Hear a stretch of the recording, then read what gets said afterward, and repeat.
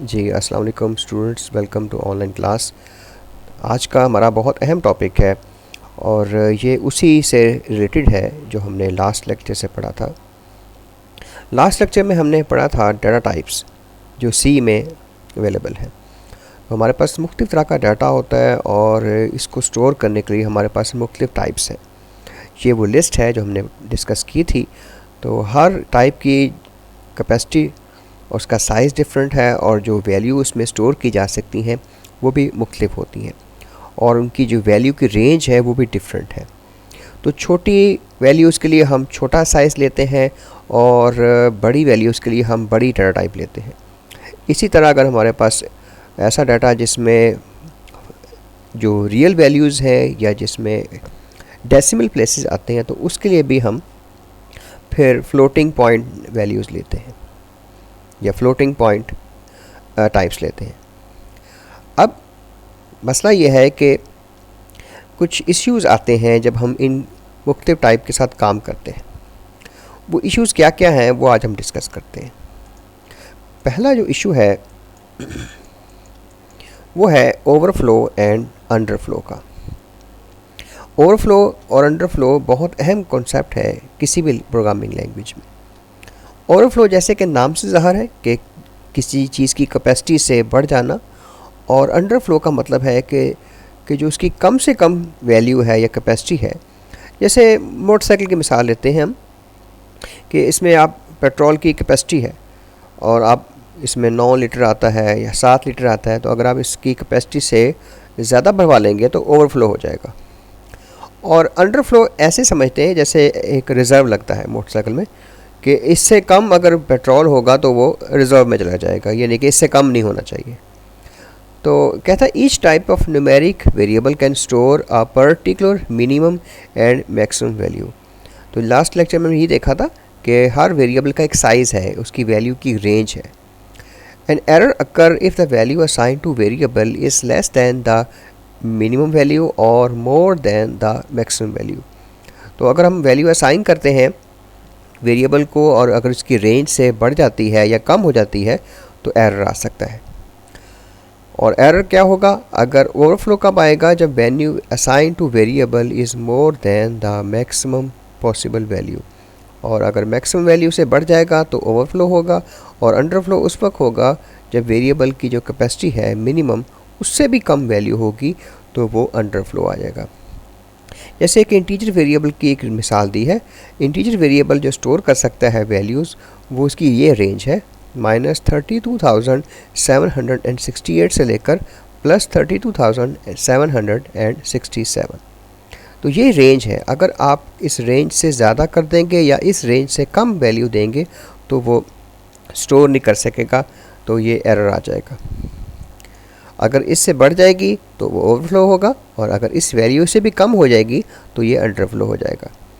The overflow and underflow is not detected by compiler.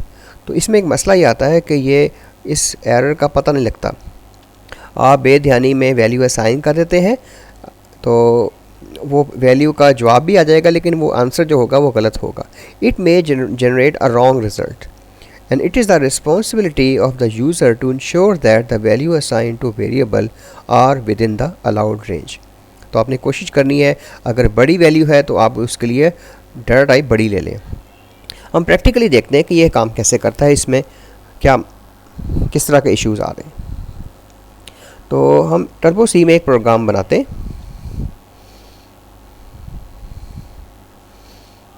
इसको start करते हैं।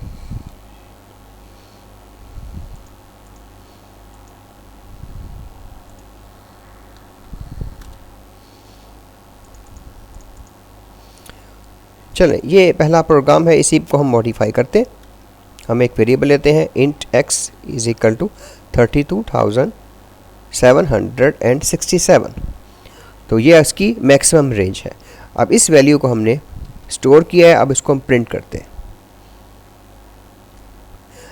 अभी अगर आपको इसकी समझ नहीं आ रही कि ये प्रिंट एफ क्या है, अगले लेक्चर में चैप्टर 10 में बड़ी डिटेल से बताया जाएगा, लेकिन फ़िलहाल सिर्फ आपको मैं समझाने के लिए ये एग्जांपल दे रहा हूँ।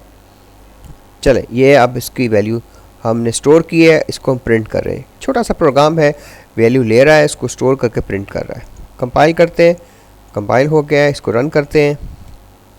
दैट्स परफेक्टली नॉर्मल, कोई मसला नहीं है। अगर अब इसको हम एक वैल्यू बढ़ा देते हैं, हम इसको चेंज कर देते हैं 768। अब कंपाइल किया है और रन करते हैं। अब वो देखें कि उसने उसको माइनस कर दिया है, यानी कि वो देखें ना, पॉजिटिव को बिल्कुल ही नेगेटिव कर दिया। इसको हम थोड़ा सा और बढ़ाते हैं, हम इसको 55,000 कर देते हैं। अब देखें क्या होता है। वो एक अजीब सी वैल्यू उसने दे दी है, वो रैंडम सी माइनस में। हमने तो ये स्टोर नहीं किया था, तो यहाँ से हमें अंदाज़ा हो रहा है कि ये जो वैल्यू है ये इसकी रेंज से बाहर है, इसकी कैपेसिटी से बाहर है। इसी तरह अगर हम नेगेटिव वैल्यू को भी चेक करते हैं, 32,768, ये तो इसकी रेंज में है, ये तो ठीक काम करेगा, ये ठीक काम कर रहा है। इसको हम एक बढ़ा देते हैं। अब उसने क्या किया, उसको बिल्कुल ही नेगेटिव कर दिया। तो इसका अजीब सा बिहेवियर है, पॉजिटिव को नेगेटिव कर देता है, नेगेटिव को पॉजिटिव, और वो वैल्यू को अजीब सा बिहेव कर रहा है। तो हमें इस चीज़ का ख्याल रखना है कि अगर वैल्यू कोई बहुत बड़ी आ रही है, एक्सपेक्टेड है, जैसे किसी नंबर का फैक्टोरियल निकालना है, तो उसके लिए हम फिर लॉन्ग लेंगे। लॉन्ग यानी कि उसकी रेंज ज़्यादा है। अच्छा, आपको मैं एक और इसकी एग्जांपल समझाने के लिए देता हूँ। हम इसी प्रोग्राम को डेव C++ में चलाते हैं। देखें वहाँ ये कैसा बिहेव करता है।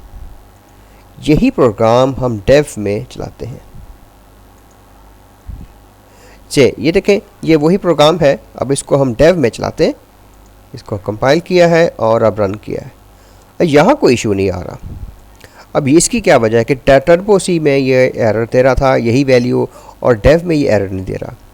तो थोड़ा सा रिकॉल करें, अगर आप याद करें, मैंने लास्ट लेक्चर में ये डिस्कस किया था कि इंट का जो साइज़ है या 4 बाइट होता है या 2 बाइट होता है, या 4 बाइट है या 2 बाइट है, depending on the compiler use.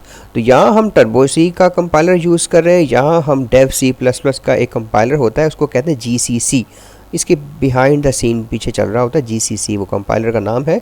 तो वो कंपाइलर इसका जो साइज़ ले रहा है वो 4 बाइट ले रहा है। तो 4 बाइट का मतलब है कि ज़ाहिर बात है इसकी रेंज बढ़ गई है, तो ये 50,000 को भी एक्सेप्ट कर रहा है। लेकिन टर्बो सी में कंपाइलर, टर्बो सी का जो यूज़ हो रहा है वो कंपाइलर 2 बाइट ले रहा है इंट को, तो इसलिए वो इसको वो स्टोर नहीं कर पा रहा। तो अगर आप इसको अपने कंप्यूटर में चलाएंगे तो ये ना हो कल कहें कि सर ने तो बताया था कि वो एरर आएगा, लेकिन आपके यानी कि अगर कोई मेरी जो एग्ज़ाम्पल को डेव में चलाएगा तो वो एग्ज़ाम्पल नहीं काम करेगी, जो मैंने आपको भी मिसाल दी है।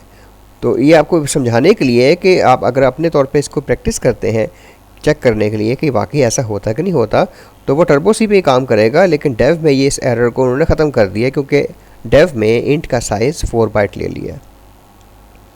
चलिए वापस आते हैं अपने लेक्चर की तरफ। तो ये था ओवरफ्लो एंड अंडरफ्लो का टॉपिक। इसी तरह एक और एरर है, वो आता है फ्लोटिंग पॉइंट नंबर के साथ जब हम काम करते हैं तब ये एरर आ सकता है। सवाल है डिस्कस या describe different problems that may occur while working with floating point number. यानी कि जब हम कैलकुलेशन के अंदर फ्लोटिंग पॉइंट नंबर, यानी कि ऐसे नंबर जिसमें डेसिमल प्लेस या फ्रैक्शन आता है, तो उसके साथ जब हम काम करते हैं तो किस तरह के एरर आ सकते हैं। अच्छा, इसमें एक और भी आपको थोड़ा सा गाइड कर दूँ। स्टूडेंट जो है वो इस सवाल से थोड़ा सा कंफ्यूज हो जाते हैं। जब वो प्रॉब्लम देखते हैं ना, तो वो सवाल को पूरा पढ़ते नहीं है। वो प्रॉब्लम देख के फौरी तौर पे उनके जहन में एक चैप्टर 8 का एक क्वेश्चन आता है, वो है टाइप्स ऑफ एरर्स। वो टाइप्स ऑफ एरर क्या थे? वो थे run time error, logical error और सिंटैक्स एरर। वो वे देखते हैं कि प्रॉब्लम है या एरर है, वो उसका आंसर दे देते हैं। तो इस चीज़ का आपने ख्याल रखना है कि जब ये प्रॉब्लम वाला सवाल आए तो ये चैप्टर 9 वाला सवाल है, और वो एरर वाला सवाल जो अगर आए वो चैप्टर 8 का है। तो मिक्स नहीं करना। तो पेपर मार्किंग के दौरान हमें अक्सर ये ऐसा देखा गया है कि स्टूडेंट जो है वो गलत सवाल अटैम्प्ट कर देते हैं। चलें अभी देखते हैं इस टॉपिक को। The user may face some problem while working with floating point number. वो 3 तरह के एरर्स या एरर कह सकते हैं, या इश्यूज़ हैं, या प्रॉब्लम है। तो पहला एरर है cancellation error, arithmetic underflow, and number 3 है अरिथमेटिक ओवरफ्लो। कैंसलेशन का मतलब ये है कि अगर एक वैल्यू बहुत बड़ी है और दूसरी वैल्यू बहुत छोटी है तो जो बड़ी वैल्यू है वो छोटी को इग्नोर कर देती है। ये ऐसे ही जैसे समुंदर है, उसमें से आप एक गिलास पानी निकाल लें, समुद्र में एक गिलास पानी निकाल लिया तो उसको कोई फ़र्क नहीं पड़ेगा। अगर आप बहुत डीपली देखेंगे तो फ़र्क तो है, लेकिन समुंदर से एक गिलास पानी निकालने से कोई फ़र्क नहीं पड़ता, उसको इग्नोर कर देता है। तो इस तरह कंप्यूटर में भी अगर एक वैल्यू बहुत बड़ी है और दूसरी वैल्यू बहुत छोटी है तो ये जो बड़ी वैल्यू है वो छोटी वैल्यू को इग्नोर कर देगी। The cancellation error occur due to manipulation, यानी कि आप जमा तफरीक उनको कर रहे हैं, ज़रब दे रहे हैं, तकसीम कर रहे हैं, of very large and very small floating point number, and the manipulation may show unexpected result. तो जिसका जो आंसर आएगा वो हमारी तवक्को के मुताबिक नहीं हो सकता। The large number may cancel out the smaller number, तो बड़ी वैल्यू छोटी को इग्नोर कर देती है। When both numbers are added, यहाँ मिसाल दी है, ये दो नंबर हैं, इनको हम ऐड कर रहे हैं, तो जो रिज़ल्ट है जब इनको ऐड करेंगे तो इसका रिज़ल्ट ये आना चाहिए, यानी कि इसके आगे साथ ये भी लगना चाहिए।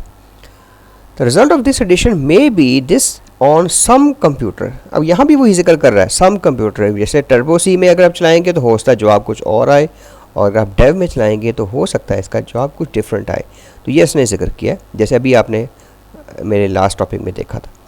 तो in this result the value जो है ये वाली has been cancelled in the calculation. वो कहेगा इतनी छोटी वैल्यू है कि इसको कोई फ़र्क नहीं पड़ रहा, तो इसको वैसे ही छोड़ इग्नोर कर दो, उसको ज़ीरो ले देती है। नंबर 2 है arithmetic underflow. Arithmetic underflow occurs when arithmetic calculation is perform on two very small number. तो जो आपको इस बात का पता होगा कि जब दो नंबर को मल्टीप्लाई करते हैं तो जो आंसर आता है वो बड़ा होता है। मिसाल देखते हैं कैलकुलेटर की। ये मैं दो नंबरों को मल्टीप्लाई कर रहा हूँ। जब मैंने इनको मल्टीप्लाई किया तो जो आंसर आया है वो दोनों से बड़ा था। ऑब्वियस सी बात है कि जो भी आंसर आएगा मल्टीप्लिकेशन के नतीजा में वो उन दोनों से बड़ा होगा। लेकिन अगर ये वैल्यू फ्लोटिंग पॉइंट के अंदर होगी तो वो आपको पता है मैथमेटिकली जो आंसर आएगा वो इन दोनों से छोटा होता है। ठीक है, यहाँ देखें 0.8 और 0.5 को मल्टीप्लाई किया तो ये बना 0.4 जो कि दोनों से छोटा है। ठीक हो गया। तो यही कॉन्सेप्ट है यहाँ कि अगर आप एक बहुत छोटी वैल्यू को एक और बहुत छोटी वैल्यू के साथ मल्टीप्लाई करते हैं तो क्या होगा, जो आंसर आएगा वो इतना छोटा हो सकता है, पॉसिबल है कि वो आपकी स्टोरेज में हो सकता है ना ही आ सके। The arithmetic underflow occurs when arithmetic calculation is perform on two very small number. वो इतना छोटा जवाब आया कि वो उसके अंदर स्टोर नहीं हो सकता था, और उतना छोटा होगा कि उसको कहेगा भाई ये तो ज़ीरो है। ठीक है, तो इस चीज़ का भी हमने ख्याल रखना है प्रोग्रामिंग के दौरान। इसी तरह अरिथमेटिक ओवरफ्लो है कि एक बहुत बड़ी वैल्यू को दूसरी एक बड़ी वैल्यू के साथ जब मल्टीप्लाई करेंगे तो जैसे आपने पुराने जो सादा कैलकुलेटर होते थे उसमें आपने ये चीज़ ट्राई की होगी। कभी ऐसे फ़ारग बैठे होते हैं, आप कैलकुलेटर के साथ खेल रहे होते हैं, तो आप एक बड़ी वैल्यू को जैसे अब 999 लिख देते हैं, पूरी स्क्रीन भर जाती है, उसी को फिर मल्टीप्लाई करते हैं 999 के साथ, तो उस पर देखा होगा कि ई आ जाता है, एरर आ जाता है कैलकुलेटर के ऊपर। वो कहता है कि भाई ये इतना बड़ा जवाब है कि ये हम उसको स्टोर नहीं कर सकते या डिस्प्ले नहीं कर सकते, इसकी कैपेसिटी से बाहर है। तो रिज़ल्ट में बी टू लार्ज, वो इतना बड़ा होगा कि वो शो नहीं हो सकता या स्टोर नहीं हो सकता। अ गारबेज वैल्यू, गारबेज क्या होती है, यानी कि रैंडम सी वैल्यू, कोई भी गलत वैल्यू दे देगा अपनी तरफ से, तो वो हो सकता है हमारे जो आपको गलत करते हैं, ओवरऑल हमारा जो आंसर होगा वो गलत होगा। तो ये आज का लेक्चर था। Thank you and see you next time.